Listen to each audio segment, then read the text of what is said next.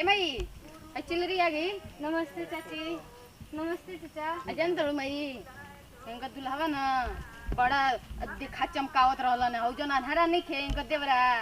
ओके तो मारत तड़न बहुत अरे लौकेला ना इने लड़त चले नहीं है ठोक देनी नहीं तो मई लो तार है चिलरी आ गई कहिए से तू चिलरी हम तार लड़की हइबे नहीं खे ला अपने चिलरी से बात करो। ऐसे काहे बोलत हो वो मतलब व्यवहार बताई जाए याद ना करिए ना तू बतिया मई चिलरी से क्या बतियाओ हाल चाल करो दुख सुख ठीक बारू ना चाची। हां हम ठीक बा खा ले लू खाना ठीक बात तो हम चली ना तो उ लोग अकेले ले गेल बना सामान वाने ने रख दे लोग फेंक दे जा दड़ू। हां अतनी बहु से हमरे हाल चाल कोला हां तो कहत ले नहीं सब ठीक है कहत ठीक बा हम फिर टाइम निकाल के आई दोपहरिया ऊपर ले चलो ठीक बा बढ़िया से जाइए घर में ना सूरा ने टकरा जाइयन अब मारपीट कर ली लोग बहुत बढ़ जाई ठीक बा तो बढ़िया से जाइए ठीक बा ठीक बा तो चल चाची तो मैं उ तो गई ना तो मैं आओ ना गदला ना तीन तीन चच्चा झापी ना कुली आल बड़ा मिठाई चलो तोरा के ना दे तो मैं कहिए बिहाव करबो और जब समय तब कर बिहाव बे चलो ठीक बा और के दे उतने झापी गेरा खानो ना खइली बा ओ बाऊ खइला ना कि ना खाना खइला ना चलो ठीक बा अरे कौन फाटा फाटा मुहावा लेके चले ससुरा तरह कहते नहीं के अंदर तमाशा देख देख के बढ़िया से बोलता कहता के तीसरा निकाल दे रे भाई अरे भगवान बचा लो दादा हितवा का के मार जीत लाला से तोरा कहने के ना खेल जे जुआ तू कहतो के नहीं मार लिहल जो बेरिया नहीं यार भैया रे खाली हाथ चलते तो कोई हम तो शरीर या झाई लगता झाई नहीं तो हमर तो पूरा चक्कर आवता आउ ए भैया भौजी का के कौन मुंहवा ते खाइब रे आगल जगह हां पक्का सावा अरे आमा सरा के पैसा रे दादा जुआ नहीं खेला आ भर्ती ना हो यार मी मेरे आधारा भर्ती क्या चले भैया अरे मैं गाना मेरे के गए दे सुरा अरे भैया टंचिया में कुर्ता तू सेट रखे रे सर तोरा कुर्ते में के जाता है मेहर के गाना सारे के भर्ती करवे के पैसा मैं लुटा गइल बर्बाद हो गई नहीं रे दादा अरे भाई हे भगवान कौन अखिया से देखला हमने के हमेशा जीते जे सरवा के बहुत नहीं के मन का आत्मा से मत देख अपन आत्मा से देख अंदर आत्मा से तू तो पहले तू ही ना भौजी के नाम लेके खेला हवा अरे गोची मनी के न बोले के बर्बाद हो गई रे दादा गुरची मनी भौजी आई त का कहि दे माई रे माई हो माई तो सब गोल बगे तनी घरे ना रहे का भाग चले के बोल के हम कौन बोले के भागे कुछ ना बाबा गली में तो भेज मैं तेरा आशिक हूँ सदियों पुराना तू नहीं जानता क्या बाइक कहां बल्ले अरे माई हो माई फुआरे का गइले आओ गीत गावतन जा आई रे ये कपड़वा चेंज कर तनी हम के अरे हो धइले बन रे बाप रे बाप केना धइए रे हां कहां धइए बाबे तू चिंता बैठन कपड़ा बदले ए बैठा ना कपड़ा बदलाई ना घरवा में देख ले रख लेंगे ए सुन त हां बोली बड़ा मजा होता ससुराल पालिश मार भैया बड़ा डेंजर लगता मगर बड़ा बड़ा खूबसूरत लगता भौजी ना बड़ा निक ता सड़िया लगता है अंगूठी चूड़ियों ता अच्छी लगता भौजी के मन का था अगरबत्ती दिखा दे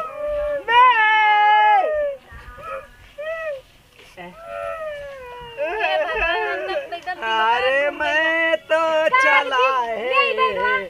ससुरारी से निकल के मेहरारू आई है हो रंग बरसे भीगे चुनर वाली रंग भीगे अरे बताई तो बैग लेके आई डोटंगे मत करी अरे बेगन ले बे कैसन झटियाओ थे लेके आई कपड़े बदले के बैठे हां तो बैठा ना घरवा में देखे भौजी देख ले जो हमा में तन धूप लागल ना त ऐसे बैठ के जा अपन चेंज कर दे जनलू गई नहीं मिल के आई नहीं चाचू जी से अब आँख से छलकाया आंसू गिर पड़ा जमीन तराई पे बाकसा ने लूट लिया ले गया घास के मेरे लिए काले काले आँखों ने काले काले बालों ने सुघर में हरारू ने हो गए चलने ढीपच कर दे ढीपच कर हम कहे नहीं तुरंत हर कीर्तन गाइन तक बीच में ना बोलेला अब हमार मूड खसखता हम बता बड़ी देते तोरा तो कैसे बताई रे सरवा तू दर्द मन होता है हमारे सब चीज में दर्द ए जे होता मरला हवा से सर अंदर तमा समरनी है रे तोरा सही ते जाओ सर हमारे मंगलसूत्र अच्छा ये बताओ कि कितना बढ़िया तोरा गाने लगल हां तो तोरा अच्छा लगता हम तो कह दिन चलो तक पहुंचा दे भैया ये पैक हो जाए तो चल बोल तो बैगो ले आई हमार कैसे बताई तो कैसे कहे बक्से में कितना सामान बटे अरे हां हो मार गहना दिना भाई लेके आया विदेश से सब रखे बनी में गर्मी होता है कर बोल अब भर्ती जी तार भाईवा ना तो टेंशन के वो ठाई ढाई गोली चले दिल पर हाँ तो चलाई गोली ना लेकिन अभी समझो माय हमें करने में दुख होता काले निकाल कोई तो गुस्सा मत दिलाई हमको तोरा करे जाम होता हमन के भीतर कौन कौन होता हमनी कैसे बताई जरे सुरवा बताए जो नहीं के भैया कौन बतावे लेके लूट गई नी बर्बाद हो गई नी अनहरिया में हो के उजियार हो गई नी कैसे कहीं रे ना कहब हम कुछ ना कहब बताइबे ना करबे के पहले पैक कहां बा अरे रे डाका पल अरे सुरवा बर्बाद हो गई नी जरे दादा भाई रे कोई सुन अरे होकर चिंगन झिंगना घर में ना भैंस को चोरा के भागिल बन सब अरे बकसवा लेके हितावा चारो तसवा खेल के लूट लेला सरे पैसा वारे दादा हैं का कहानी हां पूछो ना का बेटी कहां बा हमार बकसवा हाँ। बे धैले बनी चली दी उठी जल्दी हाय बा हमार वही में पूरा बिखो बाटे बताइए मत ना तू ही तो बोलते रहे भैया दोहा में उ तुम भीतर कैसे नहीं होता का हते नहीं कुछ ए पैसा फेंका था रे अभी मत गरम हो की कहां बा बैठा बताओ तनी बताओ पहले बैठा ना बताओ तनी बताओ जल्दी देव बालाजी अगरबत्ती धराई रे बालाजी अबूजी के मान जाई कसम खा के कहबे ना कि तास में हरनी है तोर कसम भैया के बारे कहिए मत कि तास में हरनी जमे बक्सा गहना गुड़िया पैसा ना कसम से ताश में ले जब रखले भी मैं सामान टेंशन तू नत ल बिल्कुल ताश खेल के हार गेलो सब कौन हिता कलसिया हो कौन कलसिया तू ही तू हम कहत रह जोर से मो भैया तो बहिरो आदमी सुन जाई हां अरे बाबू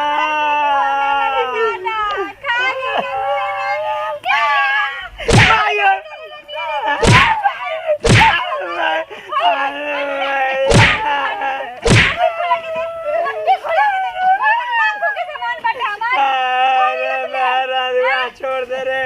अब ना कसम से बोलता नहीं अब कबो ताश ना खेलम एकदम नाश हो गई नी रे अरे घर में दुआर दिखैया अरे मैं समझले दादा अरे माई हो बापरा बाबूजी मौसी फुआ मार लख दे समझलियो नहीं ना कि सामान इज्जत से घर जाके चाहिए अरे बाबू हमारो में कई लाख के भी खोरा लगे दादा अरे अब ना खेलब हो तार क्रिया अब ना कसम से मेरा जौन बर्बाद हो गया ना सपना समझ के भूला जा अब तो जीवन में सुरवा कसम का कहत अरे माई ओ माई हमार बाबूजी देले ना बिकोरे लग कितना सब कुछ छोड़म नहीं आज तो देखो हम का कर देनी उनके दादा अरे सुरवा अरे भाग रे रे सुरवा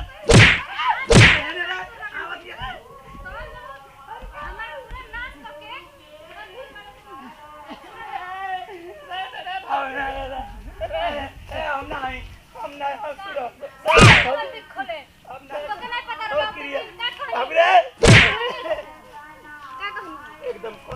कहानी हो जा कहानी ना इज्जत से लेके धर दिया अपन बैग ना छोनिया पेटी में लाखों सामान ना छोनिया ओमन साड़ी कितना महंगा महंगा रहल अरे हार गई रे हार गेल ह घर दुआर बेच देबा एक दिन तू ऐसे जुआ खेल के हां घर दुआर बेच देबा हो तो देख हम क्या हो हां मजाक बना के खेल बड़ा अरे अरे भाग रे साला उठ भाग रे नौटंकी कैसे बड़ा तू आ जा गोर पकड़ रे भौजी मत मार रे भौजी मत मार रे बात मार रे भौजी तो के मानी ना दरवाजा रे मार रे दरवाजा माने ला तू अरे भौजी रे भैया जुआ खेल नाच करके धइले बड़ा हो ए भैया रे बचाओ रे सर्व भाव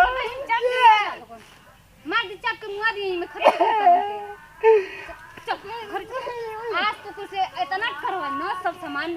सारा घर के काम करवाए आज जबले हमार बिखो ना मिली आज जबले हमार पेटी ना आई तो सब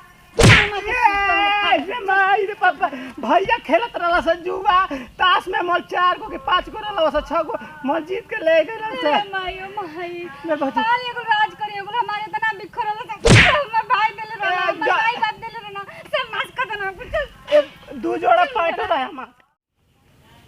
प्रणाम कर देने को छुगोल तई तमाम भोजपुरी श्रोता समझ कर सब छोटका का नाती पोता बेटा जैसे प्यार दोस्त बात छतर छ बन में यही तरह टुक माध्यम का साइट कॉमेडी के साइट डिजिटल बन खजा देखबे कने केतना कुकुर के मार मरनी है एकदम गिर गिर के लोट लोट के पीटनी है मरनी है तो वो सब ऐसा जरूरत ना कर जा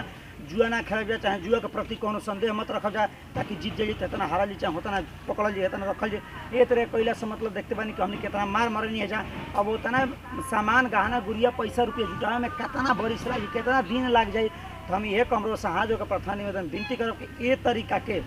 केहू भी अगर करता तो ना करे ये वीडियो देख अगर एक आदमी भी सुधर दी तो हमके वीडियो बनावल अपना आप के धन्य समझ जा और वह सबके जितना भी मेहनत बार वह सबके जितना मेहनत कर ले जा हमनी के ऊपर अपन समय निकाल के अपन काम धाना छोड़ के हमनी वीडियो देख लीजिए तो दिल से धन्यवाद थैंक यू बस सब कोई के और ये तरीके कर वह सब ना कर जा जुआ खेल जा चाहे नशा कर जा चाहे उल्टा सीधा बात बतिया जाए ये तरीका कैला से कहल अपना समाज और अपना गाँव नगर टोला महला पर गलत असर पड़ेला कोनो छोट लड़का देखी ए फलना जुआ खेलता 40 जीत गिला तो हम खेलत हम 50 जीत तो कहा वाला कि दिन पर दिन पीढ़ी बिगड़ जाए तो हम ये काम करो सब शिक्षा के प्रति जाएँ काम धाना के प्रति जाएँ मीने जुआ और नशा के प्रति मत रो सब झूली जा आ चाहे मत ओकर पीछे भागी जा हम ही कही कि सब खूब कमाई ताकि धन दौलत होके हर चीज़ होके ताकि जुआ खेले के नौबत ना आवे चाहे जुआ में जाए के नौबत ना आवे यही खातिर वीडियो बन जाना तो देखते बनी कि चुत्तर पिछवाड़ा महिला लोग पिटा झाड़ू से आ लाते मुँह के हाथे भागत परेशान हो गए बन जा तो कहे मतलब भागे वाला सिस्टम ना करी जाए पिटावे वाला सिस्टम ना करी जाए यही खातिर वो सबके वीडियो बनेले बन जाकर वो इंटरटेनमेंट करी जाए इंटरटेनमेंट के नजरिया से देखी जाए अपन प्यार और अपन आशीर्वाद अपन छत्र छः कर जाए हमारा से हमारा पूरा टीम से जौन भी गलती भली तो अपन नाते पुत्र बेटा समझ कर माफ कर दीजिए फिर से अगले वीडियो में जी जय जवान जय किसान देश किसान कौन पहुँचा तन के भोजपुरी काम नमस्कार।